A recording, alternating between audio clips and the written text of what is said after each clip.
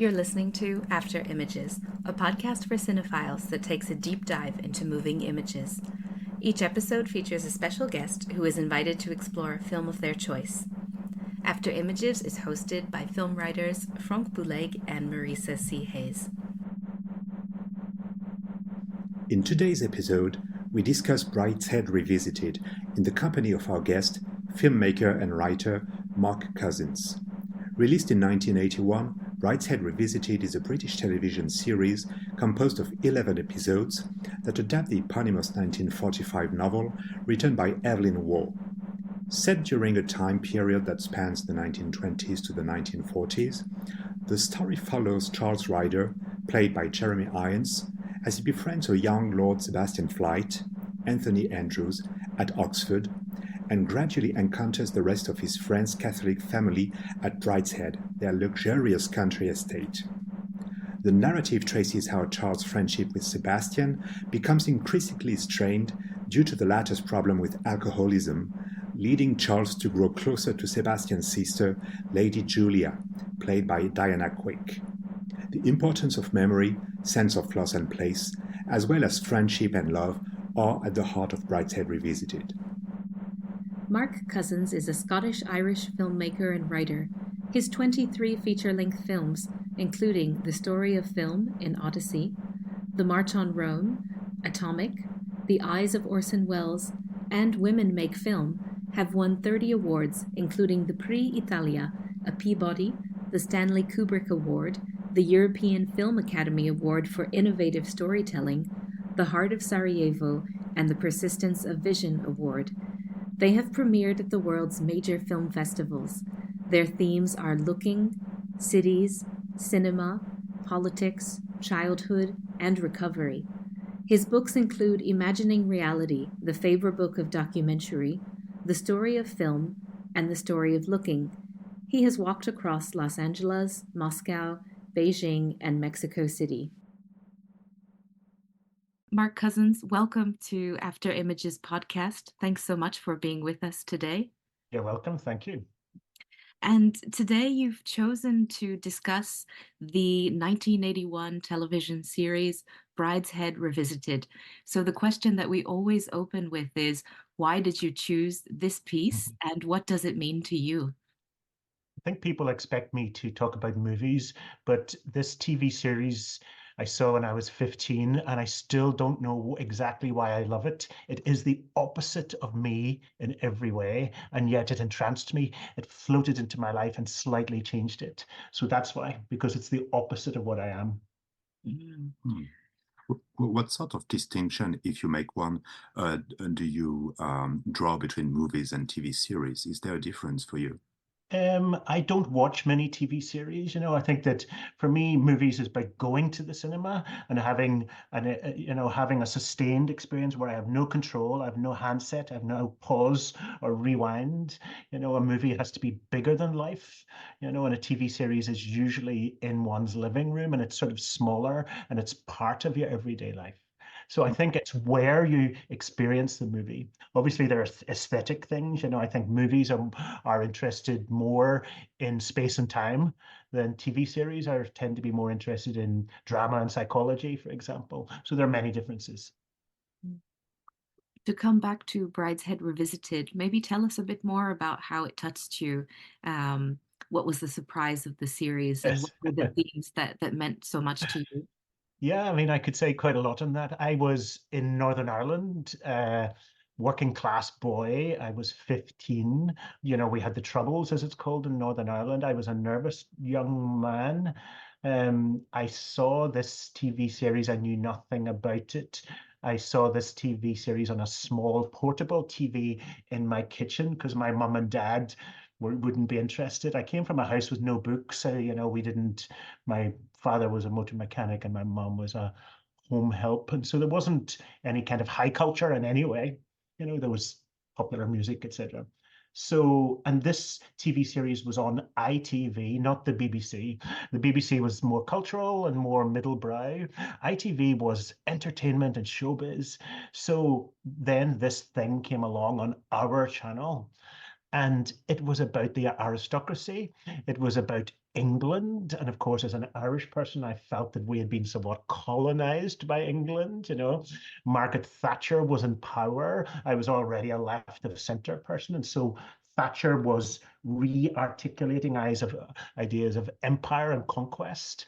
And I was a post-punk. I was interested in bands like The Jam and Echo and the Bunnymen. There is no way I should have loved this. And I completely did.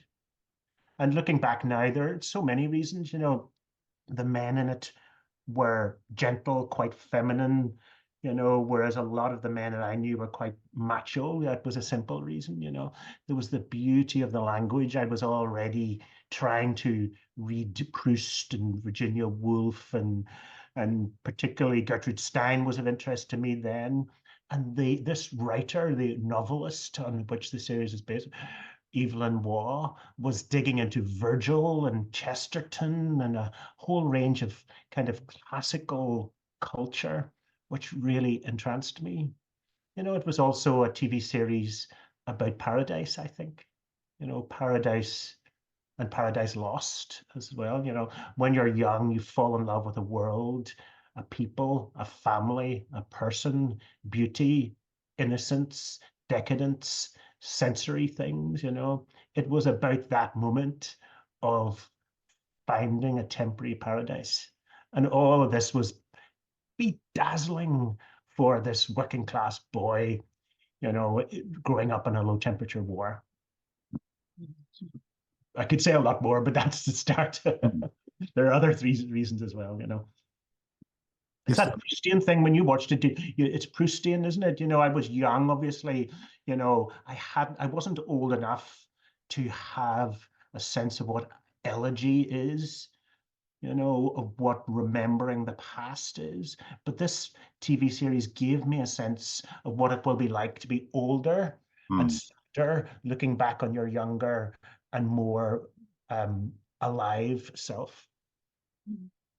Absolutely. And in such a strong sensorial way too, really tied to sense of place. And as you mentioned, this idea of paradise, of looking back. Yeah. Yeah, the construction is very interesting because it's basically, there's a parenthesis at the beginning and at the end that takes place in 1940, well, during World War II. Yes. The novel was written in 1945, if I'm correct. Yeah. Whereas the rest of the series itself is set in the past, in the 1920s and 30s, and Yes. it's all about remembering this lost world. Yes. Lost world, we say in English antebellum, the time before war, but of course it wasn't. It was after a huge war, but there was something for a moment here in this aristocratic class, this very Catholic class, where they could live as if war didn't exist, as if the whole future was ahead, or at least the Great War, World War I, was over, and you thought, thank goodness, that's it. We're done now. And of course, how wrong they were. And so that kind of magical sensory thing, as you say, paradisical. I would also say, the TV series is very Catholic, as we know, and it is trying to say something about grace, that idea that, kind of absolute rapture, what Joseph Campbell called the rapture of self-loss, isn't only about drinking and flirting and wearing beautiful dresses, etc. It's also about what Evelyn Waugh calls a twitch upon a thread, the sense that you're being pulled in a direction of grace, of spirituality. And the TV series tries to get to that as well. I was brought up super Catholic, taught by nuns. I was what we call an altar boy, etc. So I had been indoctrinated by, I thought, a rather vulgar and debased sense of what religion is, what God is, what duty is, what vocation is.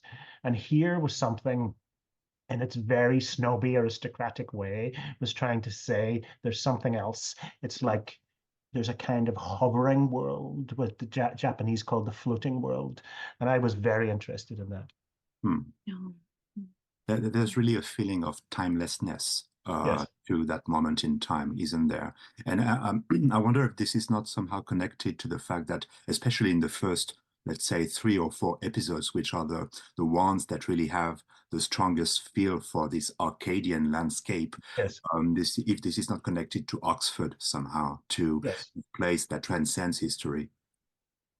I think so. And as you can imagine, for me in Belfast, Oxford was not only as far away as Siberia psychologically, it was also aesthetically the opposite of this city, which my city, which had been multiply bombed, etc.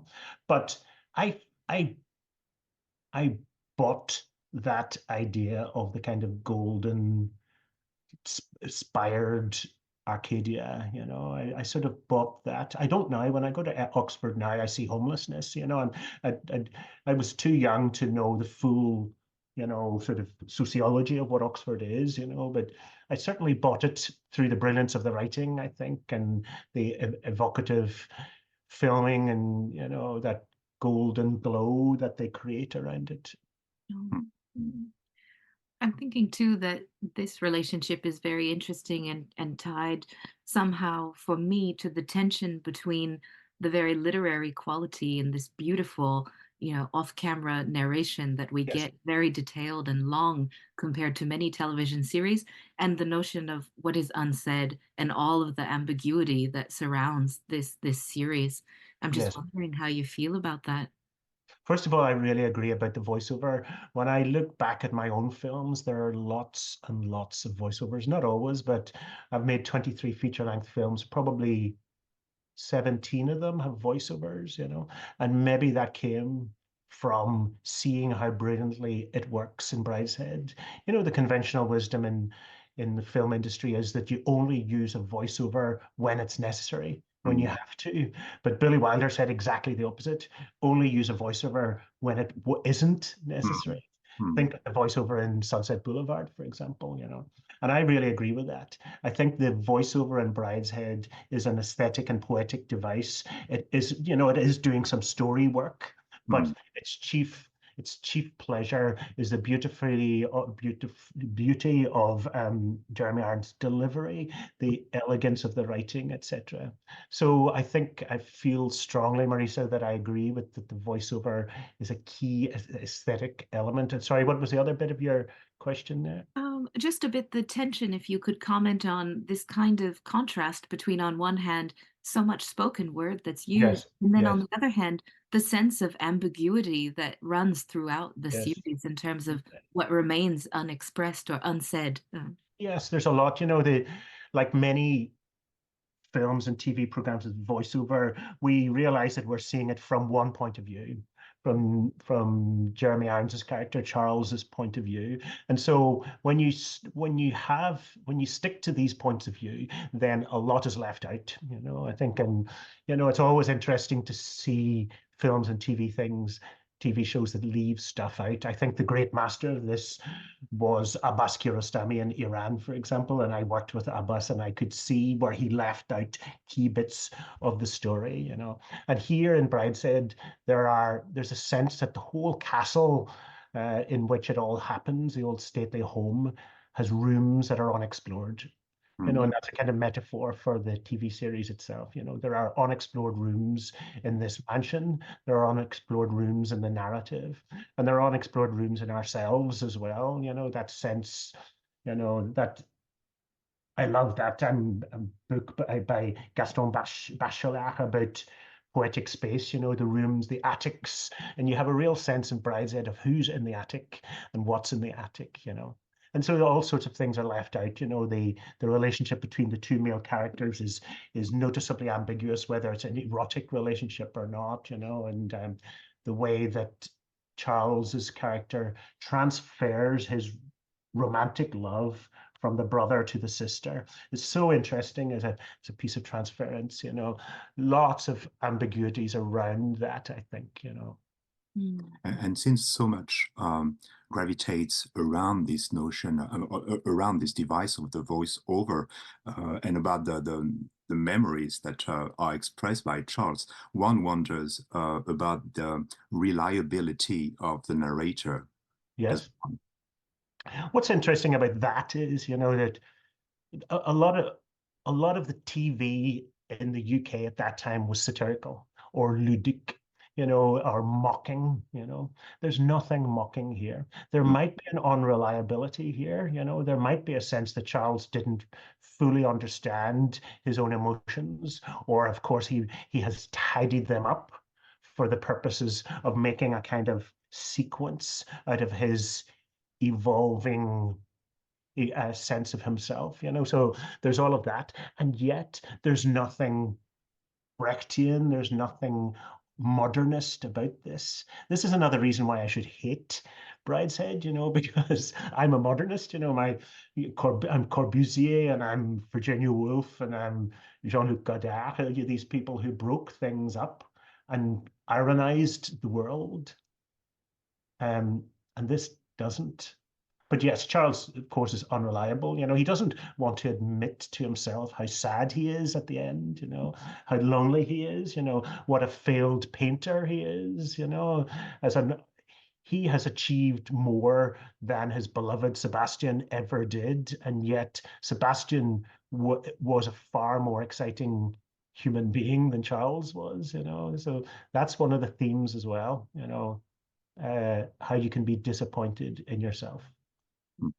Yeah, but you could argue that contrary to the modernists, this film is trying to put things back together, isn't it? To recreate a world instead of breaking one. But one doesn't know if in the end this is really achieved, or if it is like a pyrrhus victory. Yes. But when you think of what was happening in the 20s, James Joyce, Ulysses, Mussolini, all T.S. Eliot, The Wasteland, all this stuff was all happening, wildly modern multiverses, you could say, Brideshead isn't a multiverse, it's two worlds, one looking back at another, and seeing a kind of looking back through rose-tinted glasses, to seeing a moment which isn't really very informed about the outer world. It's about a young man's inner world. And what I love about it, what's so moving about it, is that Charles is open to anything. He comes from a boring family where people read at the dinner table and don't talk to each other and don't put the house lights on, and you can hear the ticking clock everywhere. So it's, he comes from a world which isn't alive. He's a sleepwalker. He's a somnambulist. And then he gets to this world that is super alive, and he goes for it. He doesn't judge it, at least initially. He says, I want more champagne. I want more summer days. I want more beauty. I want more strawberries. I want more of everything, and that's very, very touching. And it's a universal theme. I just saw Alexandra Payne's new film, and it's about a main character who's half alive, and it takes him a long time to realize that, and he's been half alive all his life. So it's a great theme, I think. I was blind, now I see. And can we talk a little bit maybe about the representation of sexuality and the fact that on one hand there is this ambiguity and nonetheless there are hints, but I'm wondering in terms of the time period when it was shown on television, how that might have been received at the time and how it differed from other projects that were screening at the moment. Yeah, I think there was no clear sense, at no point in the TV series do we see sex between the two men. We see heterosexual sex. I remember seeing the two main actors on a popular chat show in the UK after Brideshead went out, and the interviewer, a guy called Michael Parkinson, said to the two of them, "It is a homosexual relationship, isn't it?" And I was shocked. I thought, "What is it? I didn't know that." And there are hints in the book and in the film, but I think the ambiguity of that's interesting. And I think what makes it quite modern is that it's not saying you have to choose sides in this position. It's not a kind of polar proposition in a way, and I think that thinking back to the UK in the 1980s and Thatcher and the crackdown on queerness and LGBT people was very, very strong, So it was very bold for the most commercial TV channel to make a series which respects the book in allowing fully and celebrating the possibility of romantic love between two men, whether it's sexual or not, it sort of doesn't matter, it's open-heartedly romantic, and I loved that as well. It was important for me. It was clear to me from an early age that particularly those of us who love cinema, there's something kind of bisexual in the heart of cinema that, when you watch Hitchcock's Vertigo, you fall in love both with Kim and with Jimmy, and there's something very super available about that. And so I instinctively liked that aspect of this series. Mm. I suppose that we fall in love with the entire family, really. Yes. And we too, as the audience, sort of become ingrained within the functioning of this dysfunctional family. Yes. Even, the mother, Lady Marchman, Claire Bloom, played by Claire Bloom, she becomes a monster, in some way, and there are people do horrible things to each other in this extended family saga of 20 years or whatever. They hurt each other, and often they blame God. It's always triangulated. There's some man up there who's making us do this stuff, but we we fall in love with them because they're so charming and and so beautiful and so in touch, so decadent, I think, and that's always appealing. There's this UK film, Saltburn, directed by Emerald Ferrell, which has created a huge impact in the UK. It's a very big film, and it touches on some of these things as well, not nearly as well, I think, as Brideshead, but it sort of celebrates pure decadent aristocracy, and its behaviors and its behaviors. But to come back to the relationship between Charles and Sebastian, Yes. it is very open to the possibility of such a relationship, but at the same time, the book and the film sort of make the point that he needs to move out of it in order to be with Julia. And I thought that was a bit conservative. Yes, it is. Yes, movement. it is conservative. I mean, the whole thing's quite conservative in some way, I think from the fact that the book and I think the TV series, but I know the book makes the point that Julia looks like Sebastian. And the casting, you could say that doesn't work. I think if they'd cast people who look more similar, it would have added an extra kind of Freudian sense of transference. There is a sense that Charles wants to move on because Sebastian is a boy man, he's carrying a teddy bear. There's something of the nursery school about him, the maternelle almost about him, and so Evelyn Waugh seems to be suggesting that this is a transition phase where Sebastian teaches Charles how to love. Then he transfers that skill set to an adult woman rather than an adolescent man kind of thing. But it is conservative, I think. I think that. But then Evelyn Waugh was very conservative. We know it was based in some of his own relationships, and he converted to Catholicism, started to despise some of his earlier experiences in life, and so it's possible to imagine that this story became a proper love triangle where Charles remained in love with Sebastian and also in love with Julia. But Sebastian self-destructs, doesn't it? His alcoholism kills him, and that's what happened to Evelyn Waugh. Evelyn Waugh's alcoholism and drug problems, shortened his life substantially. And I think, therefore, you could argue that's conservative or just honest, that you can't drink fine wine morning, noon, and night forever. You can do it and be decadent and beautiful in your 20s, but let's flash forward 20 years, it's going to take its toll. And I think that's one of the themes in Brideshead Revisited in general, how life takes its toll, how love takes its toll. Can you love forever, or is it too hard? Is it like drinking in the morning? Do you have to close down somewhat, Yeah. And Julia is a fantastic character, isn't she? And Diana Quick is so utterly brilliant. I've met her a few times, and first time I was quaking, because such an impact she has in that part. That kind of, she's like a kind of Josephine Baker almost in it. She is. Hmm.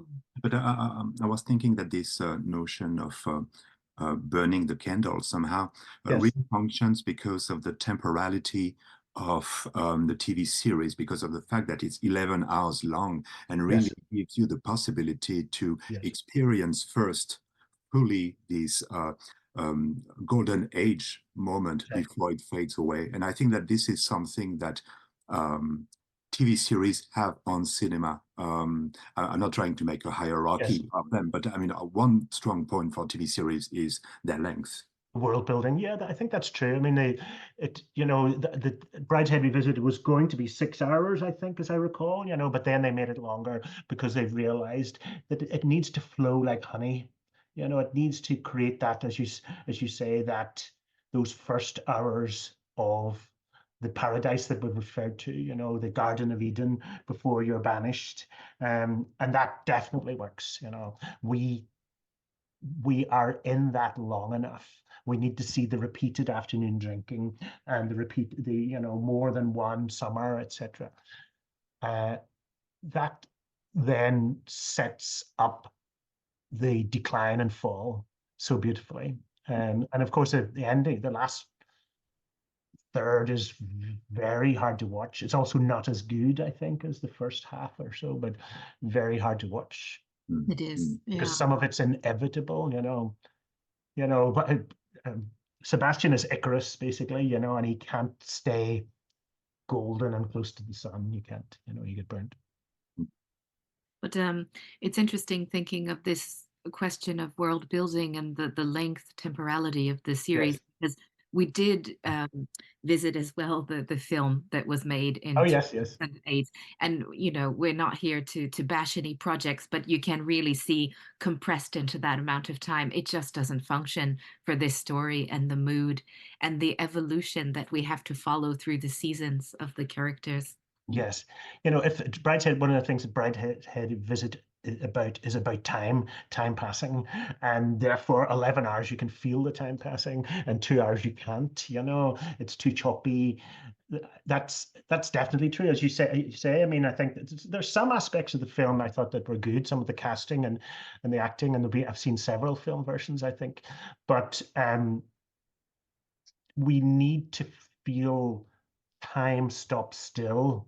For Charles, when he went to Brideshead in those golden summers, time stopped still. Each afternoon was endless, and the biggest thing you had to do is dress for dinner, you know, and that, we feel those afternoons in this series, and those evenings, yeah, feel it all. I remember when I first, of course, as soon as the series finished, I went to the house where it was shot, and I dressed up in a suit and tie, me and my partner, and we drank champagne and ate strawberries and just tried to, you know, sort of try to stop time and say nothing bad will happen ever again. This is it. This is, good night to woods, a lot of, yeah, I've spent a lot of time in Iran, and a lot of, Iranian poetry of Hafez and Sadi and Rumi and people like that are about that, sitting in the shade in an afternoon, smoking the shisha pipe and assuming that there'll be no tomorrow. This is it. Eternity is now, and that's a long answer to your question about time, but that's why 11 hours matters, and I'm thinking again on my own work, because I asked myself once, what impact did Brideshead have on my filming? And the first one we've already talked about, which is voiceover, and the second one is duration. I've made two 15-hour films, and I'm on my third one. The first one was story of film, then women make film, and they were never conceived as TV series. They're always as film. I'm on the third one now, so perhaps there's the sense of the epic mode, the kind of the slow unraveling story, the river that widens and deepens. Perhaps that has had an influence on my own sense of scale. I don't know.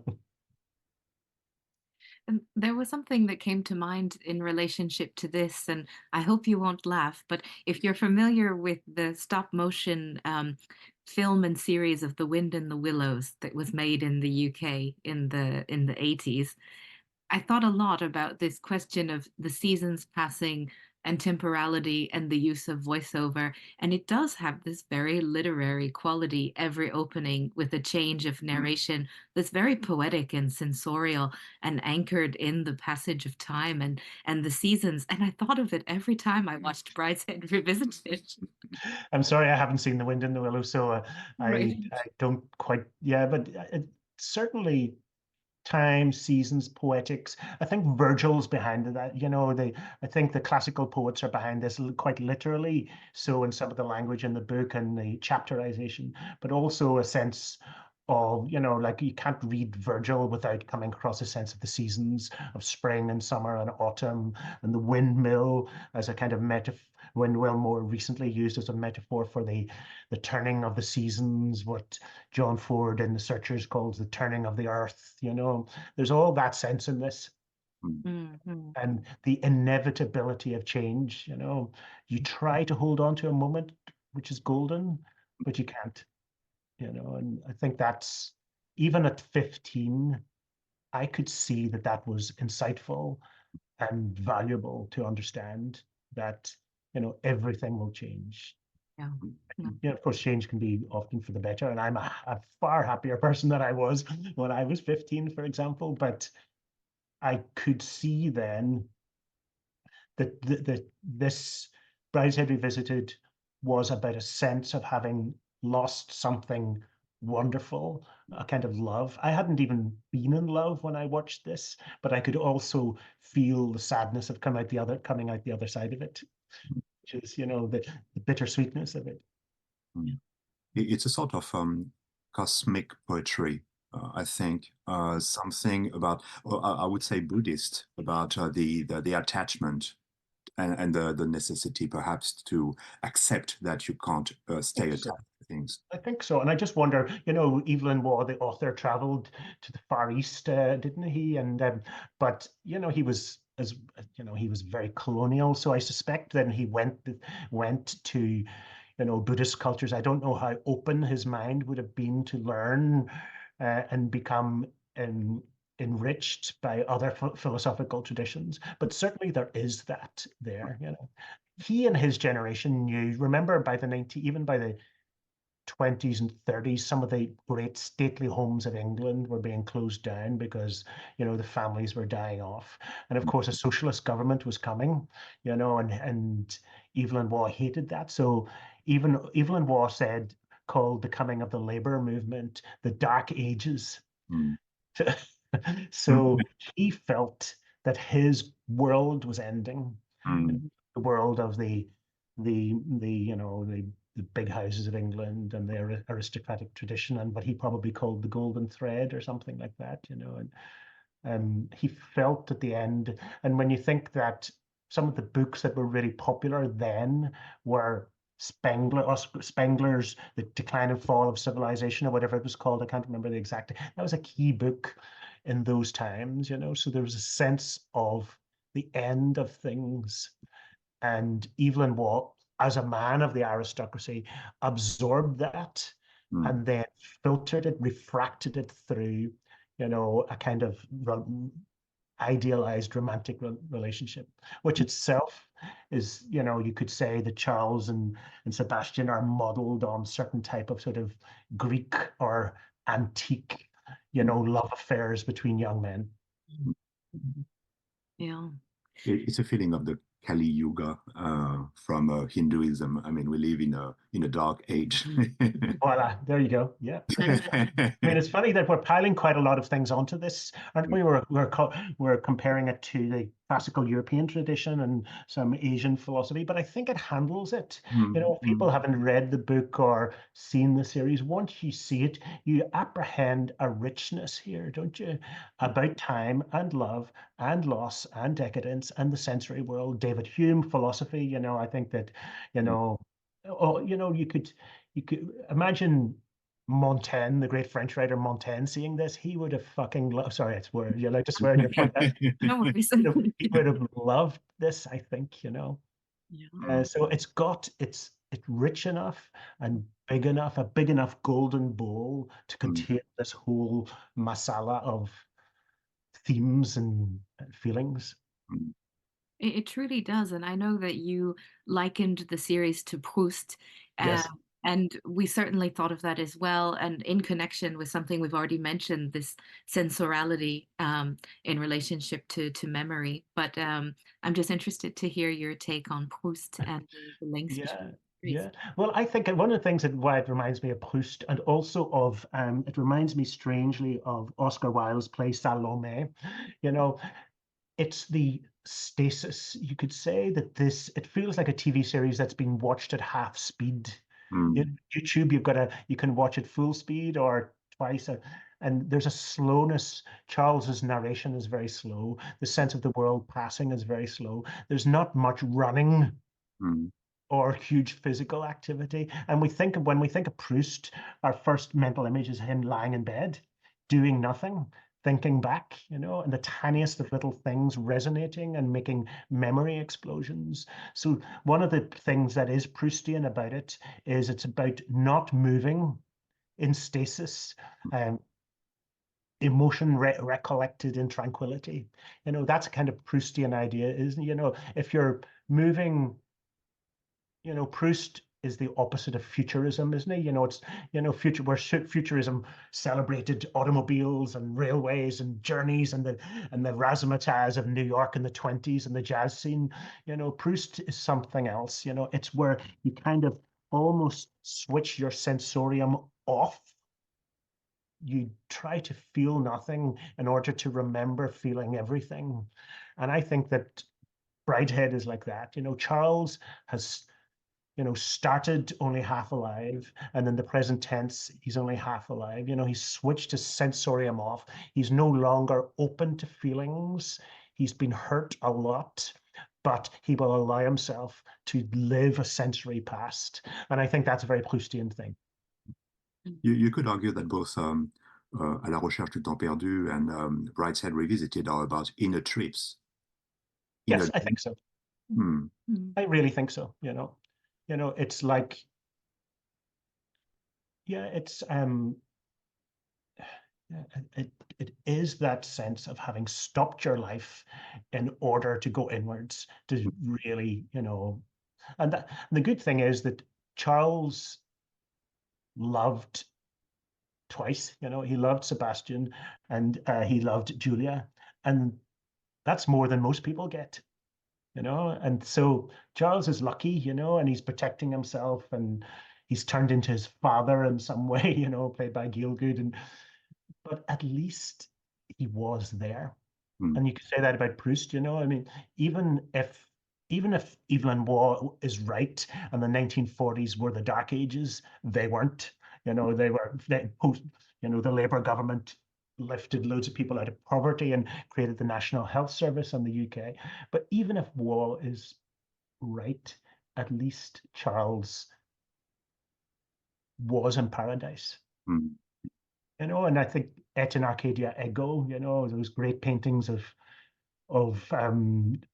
Poussin, which are in the Louvre, I think, aren't they? And those are some of Poussin's probably my favorite French painter, but to see Et in Arcadia Ego in those paintings, there's the remind. At least I've seen Arcadia, and I personally have had a very charmed life. I've had many and continue to have, to live in a very charmed world or charmed life. And Charles had it for a bit. Some people don't get it at all. Indeed. Well, thinking back to this Proustian notion of all the layers of memory and love, of course, we open in the present day of the series and Charles revisits his memories. But can we talk about the filmmaking then and what Yes. your impressions of the filmmaking and the editing are to do so? Yes. It's it's a classical style, we can call it that. There's nothing modernist. The flashbacks happen in the way you would expect flashbacks happen. There are no crash zooms. It's always interesting when you talk about film style. What isn't there? There's no crash rooms. There are no jump cuts, as I recall. The camera, when it pans or tracks, it does so with a kind of glacial speed. This TV series had two directors, as I'm sure you know, because they had to stop filming and then restart. And Michael Lindsay Hogg and Charles Sturridge, I think they copied each other's styles rather well.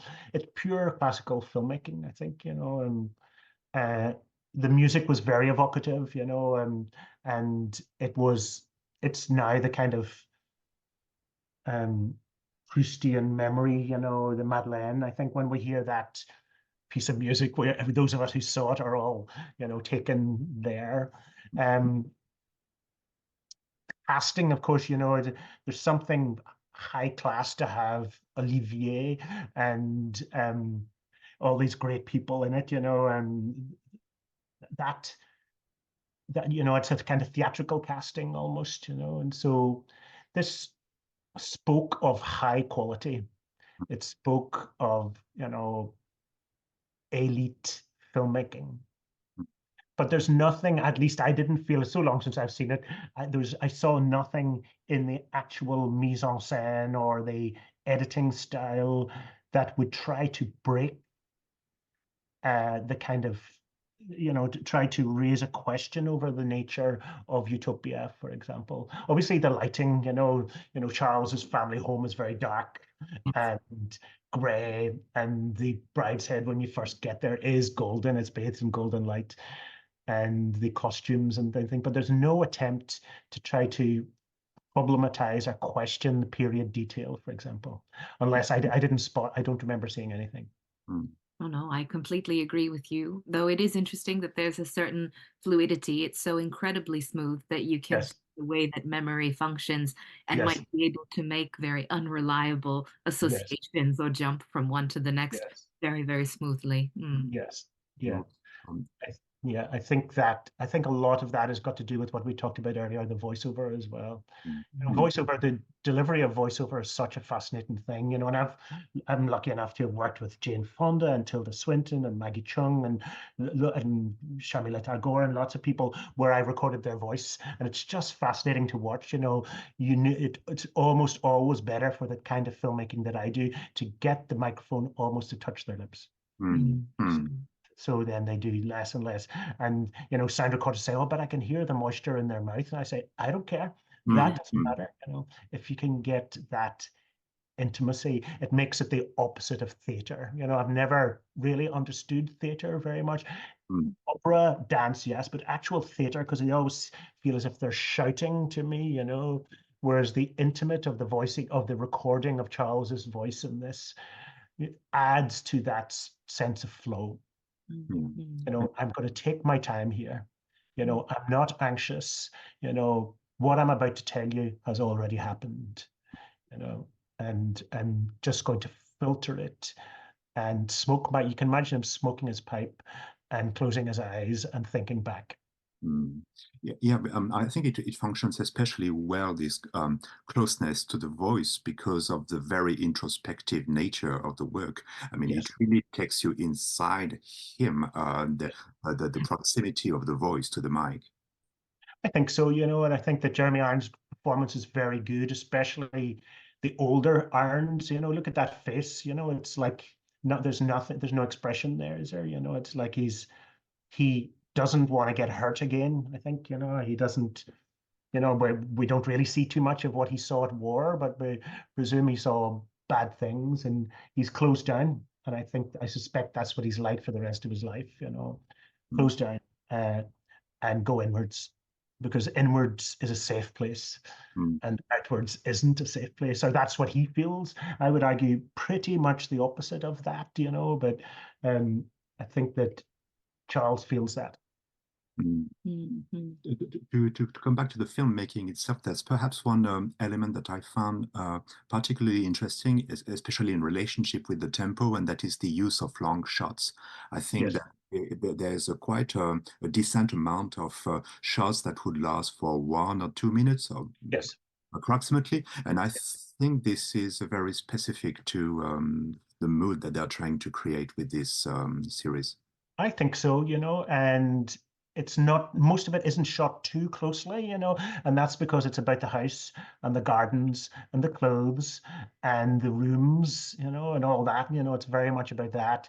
Oxford and Brideshead and these places, later on when we start to notice Sebastian's alcoholism, it gets closer, I think, but definitely the long shots themselves, that's part of, as we know, you know, even audiences who know nothing about cinema technique, like you can feel a long shot. You slightly hold.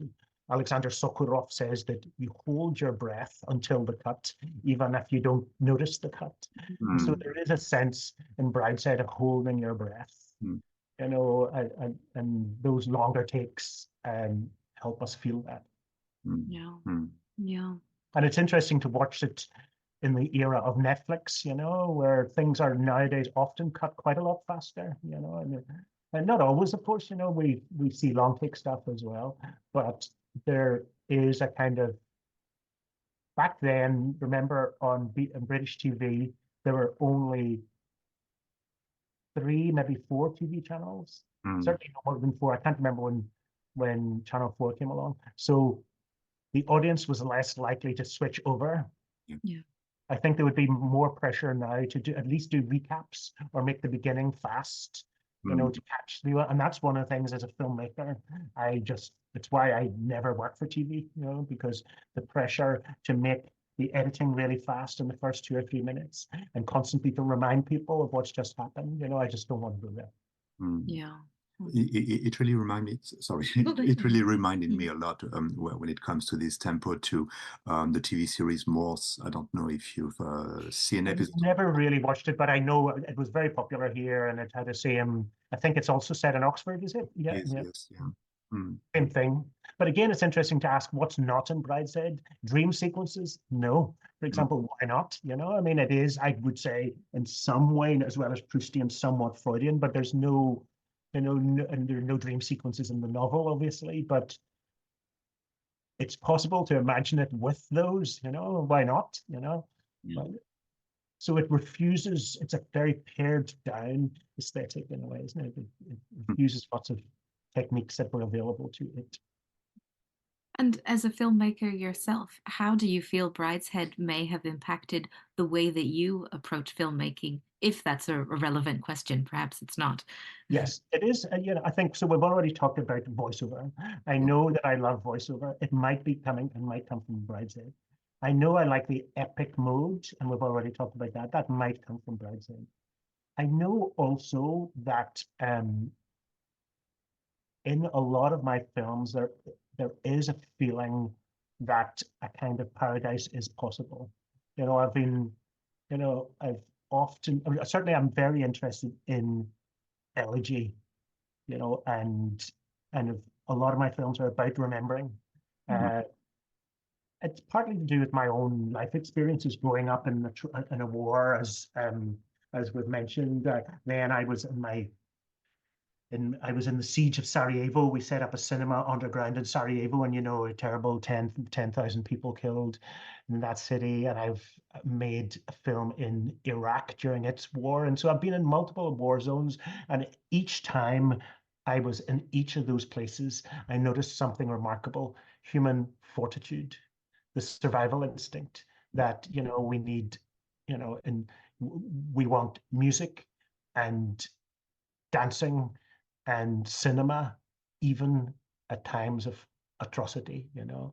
And so that really has given me a certain kind of sense of, the opposite of et in Arcadia ego, even in death and even in war, we have roses as well as bread, Yeah. bread and roses. And so I think that theme is sort of Bridesheady, I think, that I've always been interested in acknowledging the moments of pure rapture in our lives. mm, And I mm, think that's in all my films. My new film, which will come out this year, is about a painter, Wilhelmina Barnes-Graham, a brilliant Scottish modernist painter who had a troubled life, and yet she concentrated on the rapturous moments in her life. mm, mm. As if the flow of life had specific points that transcended the day-to-day movement of yes. I think so. I Mm, think so. I mean, a lot of writers write about this, don't they? You know, Joseph Campbell, Baudelaire, Schopenhauer, even. A lot of people try to talk about, you know, of course, there's social life and there's paying your bills and there's the war in Gaza, all these things that, you know, make it hard to lift your chin up and look at the horizon, don't you? You know, um, but it still must be done. You know, you still need to dance and drink wine and, you know, sunbathe naked and all these kind, you know, you still need to do this stuff. And Brideshead Revisited is a reminder of that, you know, no matter what is going on, there are moments to capture. mm, mm, Mm. And I think a lot of particularly liberal leftists, which I am a liberal leftist, a lot of liberal leftists don't get that bit, you know. They think that joy or just decadence is, you know, not Marxist enough. Do mm, mm. you remember Ernst Lubitsch's film Ninochka with Greta Garbo? Yeah. Do Mhm. you remember what she says? You know, she's a Marxist, obviously, she's a communist, she's in Paris, and she says, yes, come on, the revolution, but not yet. And do you remember she just wants to sip her champagne and be in love in Paris for 5 minutes for one night. And I think, you know, I think that aspect of Ninochka, and I think of Lubitsch more generally, we can see a little bat squeak of that in Brideshead as well. You know, let's have fucking fun. You know, that's Yeah. yeah. Yeah. Paradise is here for us if we know where Yes, to find it. yeah. I think that I made a film called Atomic, which was literally structured as Paradise, Paradise Lost, and Paradise Regained, which is, of course, classical Brideshead, you know. So I think Atomic is probably my most Bridesheady thing, you know. But a number of times my films have been structured basically in that Orphic structure, you know. You something good, then you have to go to a very dark place, you know, and into the underworld, and then if possible, and it is possible in many cases, to recover somewhat. Mm, mm, Mm. Well, maybe that's an interesting segue into. I just wanted to address the other film that we may have discussed today, but it was your other proposition, which was Wells's Touch of Touch Evil, of if Evil, oh I'm not yes, mistaken. And of course, you've made a film about Wells. yes. But what do you think could link perhaps your interest in the two? Is there a potential? Oh, that's interesting. Well, I had never thought about this, but of course, Orson Welles passionately believed in Paradise Lost. Think mm, of his film Chimes at Midnight, the English titles Chimes at Midnight, you know, the one about, you mm, know, Falstaff. It's Yeah. a, you know, love, Wells used to love talk about the Merry England, which is now gone, you know, mm, the time, the pure antebellum time, the time before the fall from the Garden of Eden. Wells believed that, and it's in quite a bit of his work. It's in Citizen Kane right there, you know, and you know, in the snow scene, you know, and so Wells really, this was central to Wells, this idea that there was a golden age, and that's why he loved Cervantes, and you know that's so that was a big thing for him. And so I hadn't thought about that before, but you know, one of the reasons why I love Wells is that he allows for the possibility of bliss, but he mm, was also deeply political, as we know, and incredibly impressively political in his advocacy of leftist cause and anti-racist cause, and you know, and etc. So there's a real connection there. Touch mm, of Evil. I mean, there isn't much bliss in Touch of Evil. It mm, starts, you know, you know, in this on this border zone, as you know, with this incredible shot. It starts in the dark, and sort of stays in the dark. I suppose there is that moment in Touch of Evil where Hank Quinlan, the Orson Welles' character, goes to see Tanya, the Marlene Dietrich character, and her piano is playing. Her piano is ding ding ding ding ding ding ding ding ding ding ding ding ding ding ding ding ding, and she's smoking, and he's remembering a kind of perhaps moment of happiness in his youth, long gone. He's Hank Quinlan, the Wells character. Can't be happy because he's Faust. He's committed a Faustian pact. He's broken the law, and he will continue to break the law. And yeah. But Orson Welles believed in all that, the kingly world, the knightly world, Yeah. of Don Quixote. Yeah. But in both cases, it seems as if this golden age is linked to memory, isn't it? Yes. Yeah. I mean, I think Orson Welles believed there actually was a golden age, I think. I don't know. I never met him, but I know his daughter well, and I talked to him about her about that.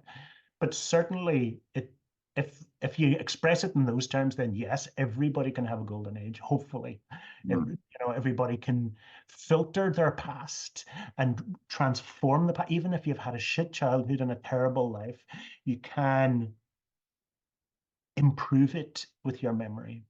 Look at the films of Terence Davis, for example, the British filmmaker Terence Davis. And I know he's having a retrospective in Beaubourg soon, in Pompidou soon, but he had a terrible childhood, but he used his cinema films like Distant Voices, Still Lives, etc., to revisit those terrible memories and perfect them through form, the gliding camera, the perfect image, the beautiful body, the gorgeous lighting, etc. So to that extent, cinema and storytelling is a way to take away the sting and to tidy up the past and improve on it in order to get on with the present. And what about Hitchcock in this context? How would you position him in relation to these notions? We should let our listeners know that you have a film that's come out just last year on Hitchcock. My name is Alfred Hitchcock. My name is Hitchcock, and in it, I imagine that I am, or that so it's in the first person. Hitchcock talks to us. I know Hitchcock's a very different kind of artist and a very different worldview. Obviously, especially in the eyes of the French critics more than the Anglo-Saxon critics, Hitchcock, was a moral philosopher in some way and had deep interest in Catholicism. However, it's the ludic, playful side of Hitchcock that I see really strongly. I think that Hitchcock takes us to the edge of tragedy and then throws in a joke, and we can see that in, certainly Psycho and the early British pictures and most of, so I think that Hitchcock's playful modernism is to the fore. I think, Hitchcock made very serious pictures in the 1920s and then again in the 50s, Vertigo, etc. But mostly he was an ironist, I think he's always raising an eyebrow. I think he's closer to Molière than he is to Baudelaire or someone like that. He doesn't let himself go fully emotionally, except for in a few pictures, maybe Barney, maybe Vertigo. And he was an inventor of form. Yes. Yeah, well, certainly, I mean, as you know, he learned a lot in Germany in the 30s, like a lot, and the 20s, sorry, in the 20s. And he took those ideas of Murnau and others and Fritz Lang and people, but he was, yes, he did invent forms, but he, as we know, he could see the whole film before it started. And now in the era of neuroscience, there's a word for that, and the English word is hyperphantasic. So he could see the whole film in advance, and that was so brilliant. He knew when the camera would go to the ceiling in Vertigo. He knew exactly when to move, use the slow tracking POV, etc. So a kind of hyper visualization of cinema. He had that. Terence Davis had that. I think Orson had that as well. Although Orson relied on improv a little bit more, I think. Let's see what happens. As we near The conclusion of the podcast, we always like to finish by asking our guests the question, is there something you wish we had asked you? Um, no, I think you've given me a good working over. I've never had to think about Brideshead before in this way, and I'm grateful to both of you for helping me do so, because it's often, sometimes we don't have an opportunity or don't have a need to think through something that we're passionate about. So no, I think we've touched on a whole range of philosophical and stylistic and romantic themes and political themes as well. So I think we've touched on everything. I think that Catholicism is something that will remain, in a lot of stuff that I'm interested in. But I think we've really covered it well.